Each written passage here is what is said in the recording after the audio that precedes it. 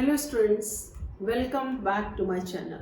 Today I am taking class 10th excretory system, right? As you know already, what is excretory system?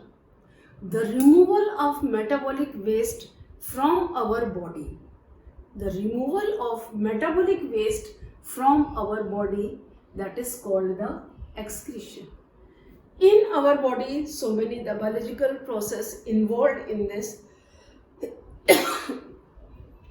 For this, that is the through which various metabolic processes are taking place inside our body, and during these metabolic process certain substances are formed in our body which are toxic substances.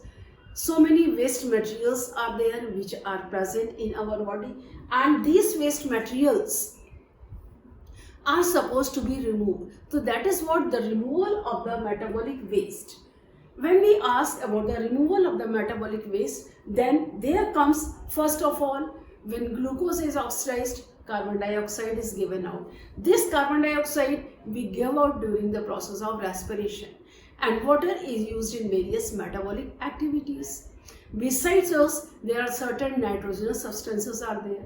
These nitrogenous substances, that is the basically proteins, when they are decomposed, they release ammonia. Ammonia is a toxic substance. It cannot be retained in the body for a longer time.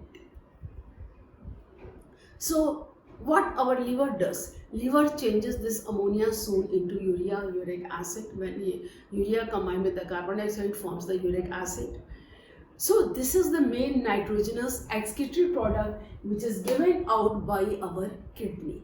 Kidney is the main respiratory organ in the humans, or you can say in the mammals. It is the kidney, the removal of the waste product. Besides, we also give out some as the water from our body, because besides that water, carbon dioxide water, that is the proper removal of water. In the skin, sweat glands are present. Through these sweat glands, sweats comes out, हमारे पसीना आता है, nitrogen substances होते हैं वो भी बाहर, तो स्किन से जैसे पसीना निकलता है तो वो ये इसके साथ भी कुछ अमोनिया और कार्बन डाइऑक्साइड भी निकलता है, और जो नाइट्रोजनस वेस्ट प्रोडक्ट है वो किडनी से फिल्टर होते हैं. इसके अलावा और भी कुछ सॉल्ट्स हैं, मिनरल्स हैं, एक्सेस हार्मोन्स, एंजाइम्स, विटामिन्स वगैरह जो होते हैं, because vitamins can not stay that, either they are utilized by the body, otherwise they are suppose to be removed out of the bodies. जो विटामिन्स हमारी body store नहीं करती, इसीलिए regular vitamins इनका इनटेक बहुत ज़रूरी होता है, क्योंकि जो vitamins are essential in our body and they can not be retain. They are used. If they are not used, then they are given outside the body. So the main parts of the excretory organ that you have, that is in your syllabus, was first a pair of kidneys present, where right kidney is placed slightly below the above one. But here it is, I have not said that is slightly below and it is slightly above. Why? Because the position of the liver is there on the right side, and that liver pushes down somewhere, so its position is located through the peritoneal cavity inside the body. इसके साथ दो kidney होती हैं. Kidney में जो होती है vena cava, जिससे कि ब्लड बाहर जाता है, और एरोटा, जिससे कि ब्लड अंदर, जैसे renal means goes to the kidney. Renal artery brings blood, renal artery से ब्लड किडनी में आता है और रीनल वेन से ब्लड किडनी से बाहर जाता है. तो किडनी में ब्लड फिल्टर होता है. यहाँ पर renal vein, renal artery, vena cava है. अब रीनल आर्टरी यहाँ से एक निकलता है यूरेट ट्यूब, जिससे कि यूरिन फिल्टर होता है. यूरिन कहाँ से निकलता है? ब्लड जो हमारी बॉडी में होता है, ये ब्लड फिल्टर होता है, और फिल्टर होने के बाद जो फिल्ट्रेट है वो यूरिन होता है, और ये यूरिन यूरेटर के थ्रू यूरिनरी ब्लैडर में कलेक्ट होता है. यूरिनरी ब्लैडर में यूरेथ्रा के थ्रू बॉडी से बाहर निकलता है. ये यूरेथ्रा की ओपनिंग और क्लोजिंग स्फिंक्टर मसल्स है. तो मेन हमारे एक्सट्री ऑर्गन क्या है? These are the kidneys, they are situated in kidneys through the ureter comes. Kidney, ureter, urinary bladder, urethra, sphincter muscle. Now here in the kidney, ये kidney हो गई, ये हमारा यूरेटर है, ये यूरिनरी ब्लैडर है, यूरेथ्रा जहाँ से यूरिन बाहर निकलता है, स्फिंक्टर मसल जो यूरेथ्रा के मसल्स को ओपनिंग और क्लोजिंग स्फिंक्टर मसल से कंट्रोल होती है. किडनी में एरोटा से ब्लड अंदर जाता है, यहाँ फिल्टर होता है. फिल्ट्रेट यूरेटर से आता है. और उसके बाद जो एक्सेस ब्लड जो after removing the ammonia and the urine the blood goes through the renal artery and goes back into the heart for the oxygenation. इससे पहले यहाँ पर जो होता है एरोटा के थ्रू आता है जो कि डायरेक्टली लीवर से यहाँ पर आता है। यूरिन कंटेनेंट ब्लड पूरी बॉडी में फ्लो नहीं होता है। ये that you must know when you have studied the renal portal system and hepatic portal system in case of the circulatory system. You can watch my video, there you are able to see that part also. Now here the cell, what is the kidney? Now if you see the kidney was placed here, that is was above this kidney. If you see the vertical section, cross section of the kidney is there. ये kidney की लंबाई जो होती है ये 10 centimetre, चौड़ाई 6 centimetre और मोटाई जो होती है वो 4 सेंटीमीटर थिकनेस होती है। It has 10 centimetre in length, 6 centimetres in the breadth and 4 centimetre in the thickness. इसकी 10 सेंटीमीटर लंबाई होती है, 6 सेंटीमीटर चौड़ाई होती है और 4 सेंटीमीटर ये थिकनेस में होती है। इसके इंटरनल पार्ट्स 2 पार्ट में डिवाइड होते हैं। This region is known as the medulla region and outer portion it is known as the cortex. ये जो आउटर पोर्शन जो ये है हमारा ये आउटर पोर्शन पूरा ये कॉर्टेक्स है और ये मेडुला है, ये मेडुला है। इन किडनी में जो हमारे एक्सक्रीटरी यूनिट्स होते हैं by which the blood is filtered, जिससे कि ब्लड फिल्टर होता है, जो फिल्टरेट न्यूट्रिएंट होते हैं वो होते हैं नेफ्रॉन्स। एक किडनी में कम से कम 2 मिलियन न्यूट्रॉन्स होते हैं और ये प्रोसेस कंटिन्यू थे। ये छोटे छोटे जैसे कहते हैं छन्नियाँ होती हैं जिससे कि ब्लड फिल्टर होता है। अब कॉर्टेक्स में जैसे ये नेफ्रॉन है तो इतना स्ट्रक्चर जो है ये this portion above this is embedded in cortex और ये जो बिलो का स्ट्रक्चर है वो है आपके ये पिरामिड्स। ये जो पिरामिड्स में लाइनें हैं वो ये लाइनें दिखाई दे रही हैं और ये जो पोर्शन फिल्ट्रेशन का काम मतलब यूरिन फॉर्मेशन कहाँ होता है कॉर्टेक्स में और उसके बाद यहाँ पर इससे का ट्रांसपोर्टेशन होता है और इसके बाद ये जो कलेक्टिंग ट्यूबल्स होती है ये कलेक्टिंग ट्यूबल्स यहाँ पर जो है ये पेल्विस में होती है। ये रीजन जो होता है इसे हम कहते हैं पेल्विस। और पेल्विस ही बाहर जाकर के ये यूरेटर बनती है। ये जो पेल्विस है ये यहाँ पर पेल्विस कलेक्ट हुआ है और इस पेल्विस से यूरेटर से छन छन के ब्लड इसमें यूरिनरी ब्लैडर में कलेक्ट होता है और जब ये यूरिनरी ब्लैडर भर जाता है तो यूरेथ्रा स्फिंक्टर मसल्स कॉन्ट्रैक्ट होते हैं, यूरेथ्रा खुल जाता है और ये इससे बाहर आ जाता है। तो that is what you see. तो यहाँ पर ये तो आपका कॉर्टेक्स हो गया, इसमें ये फिल्टर्ड होते हैं। तो एक्सक्रीटरी यूनिट्स क्या होते हैं वो नेफ्रॉन होते हैं। ये नेफ्रॉन यहाँ पर एम्बेडेड होते हैं और ये पर मेडुलर रीजन है, यहाँ पर ये होगा। I hope the structure is clear to you, is it right? Now we move to the what are the main excretory units are over here, that is the nephron. Nephron is the main part by which the blood is filtered. इस nephron में आप देखिए anterior part ये cup shaped structure है। Now this cup shaped structure is known as Bowman's capsule. इसको हम क्या कहते हैं? जो ये कप शेप्ड स्ट्रक्चर है इसे हम कहते हैं Bowman's capsule। और इस कप शेप के अंदर cluster of capillaries are present. Now these cluster of capillaries they are known as glomerulus. इसे हम क्या कहते हैं? glomerulus. Glomerulus और Bowman's capsule इन दोनों को मिला के हम बोलते हैं Malpighian capsule और the Malpighian body। ये Bowman's capsule और glomerulus इन दोनों को मिला के बोलते हैं Malpighian capsule। जो एंटायर स्ट्रक्चर ये कहलाता है, ये पूरा स्ट्रक्चर जो होता है वो मेल्पिगियन कैप्सूल होता है। ये क्या है? एफरेंट आर्ट्रियोल से blood through afferent blood enters inside the this glomerulus and through the efferent arteriole blood comes out. When it blood comes out it comes under high pressure. यहाँ पर इसका ब्लड प्रेशर बहुत high होता है। जब आप यहाँ पर ब्लड प्रेशर कैसा हो उसके 3 स्टेप्स होते हैं: ultrafiltration, reabsorption, secretion. Ultrafiltration means how the excretory products are filtered in the glomerulus.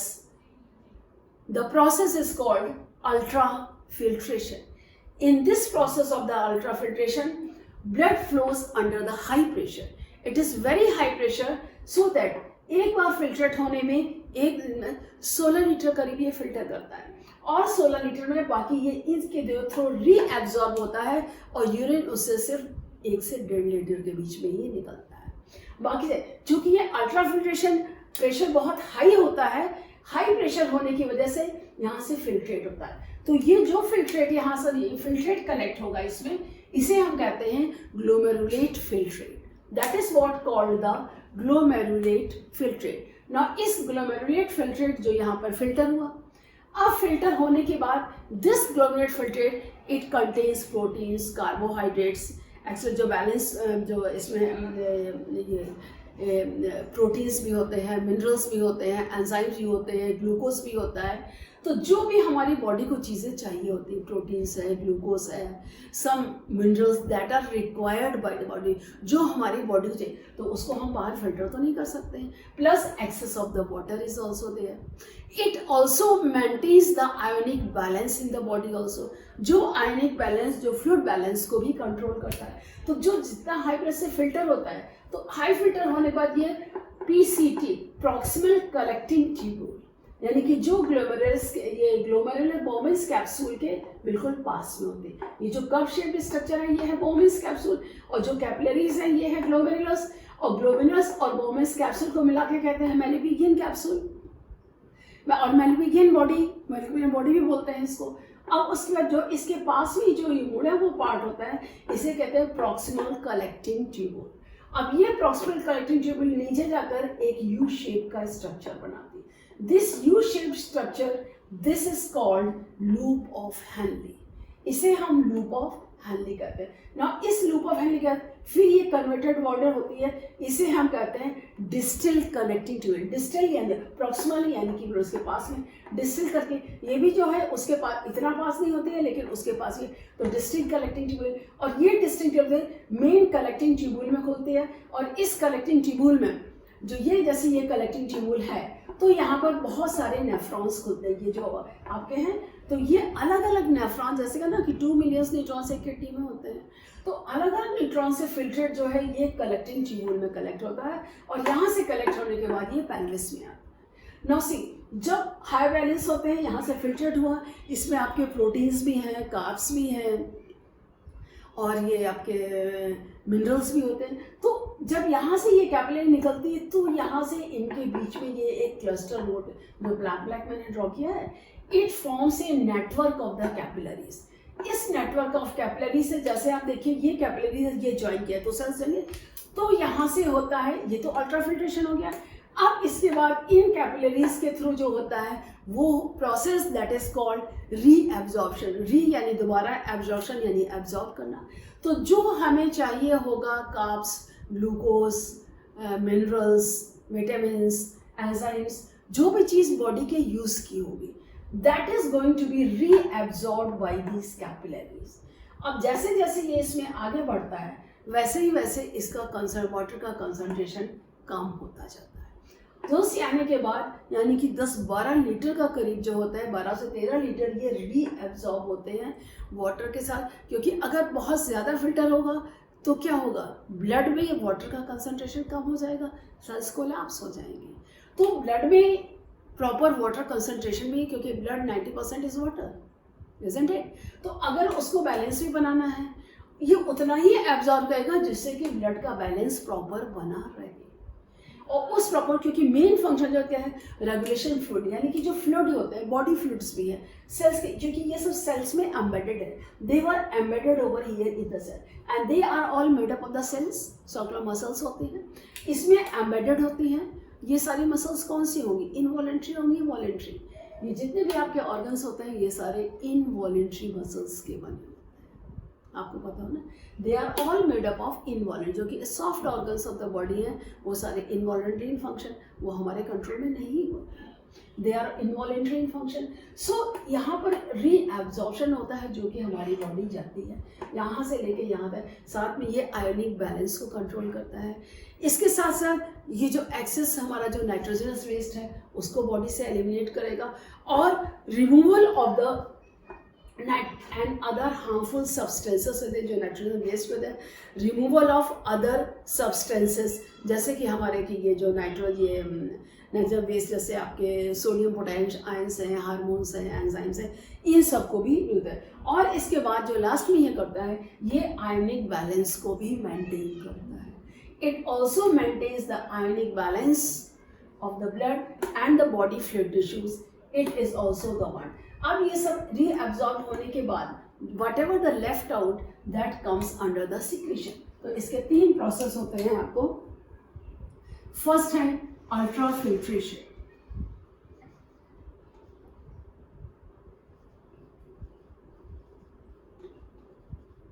Second है आपका रीएब्सॉर्प्शन, और थर्ड आपका आता है सीक्रेशन।